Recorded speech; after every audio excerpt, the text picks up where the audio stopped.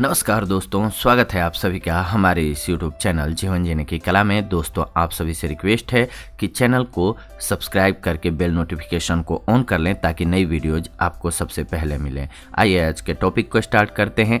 क्या आपको भी सोते समय खर्राटे आते हैं? तो किस प्रकार से उसे आप दूर कर सकते हैं, यही है आज का टॉपिक।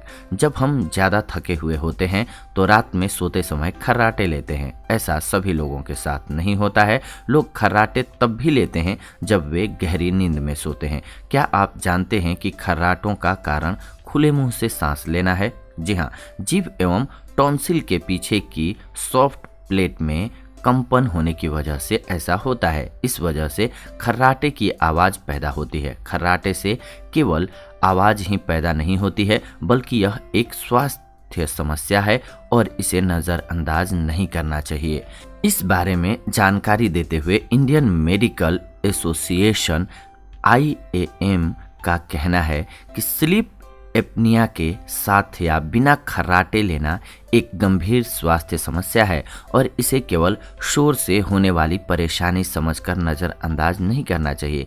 इसे एक असली स्वास्थ्य समस्या मानना चाहिए। उन्होंने कहा, खर्राटे विचलित नींद का संकेत होते हैं जो अनेक स्वास्थ्य समस्याओं का कारण बन सकते हैं। इसके कुछ कारण बहुत हल्के होते हैं, जिन्हें सोने की करवट या शराब के सेवन की आदत में बदलाव करके बदला जा सकता है। डॉक्टर्स बताते हैं कि ऑब्स्ट्रक्टिव एपनिया का इलाज न हो तो हाई ब्लड प्रेशर हो सकता है, जिससे दिल का आकार बड़ा हो जाता है, दिल के दौरे और स्ट्रोक का खतरा बढ़ जाता है। स्लीप एपनिया से पीड़ितों को ज़्यादातर आर्टियल फिब्रिलेशन होने का खतरा अत्यधिक रहता है। उन्होंने कहा, इसमें जीवन शैली की आदतें अहम भूमिका निभाती हैं, जिन्हें कारगर तरीके से सुधारा जा सकता है। शराब का सेवन, धूम्रपान और कुछ दवाएं गले की मांसपेशियों को आराम देती हैं, जिससे गले का मांस ढीला होकर के सांस का प्रवाह रोक देता है। धूम्रपान से नाक के मार्ग और गले की मांसपेशियों में जलन भी होती है,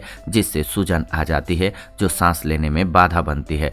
खर्राटे लेने की वजह टॉन्सिल या एडेनोइड्स का बड़ा होना, नाक के साइनस में जमाव, नाक की झिल्ली का टेढ़ा होना, नेजल पॉलिपकस, पीठ के बल सोना जिससे जुबान पीछे गिरकर सांस नली को बाधित कर देती है। उम्र बढ़ने के साथ गले की मांसपेशियां ढीली हो जाती हैं। शराब या ट्रांकुलाइजर, दर्द निवारक या सेडेटिव्स जैसी दवाएं दिमाग में तनाव पैदा करती हैं और मांसपेशियों को कमजोर कर देती हैं।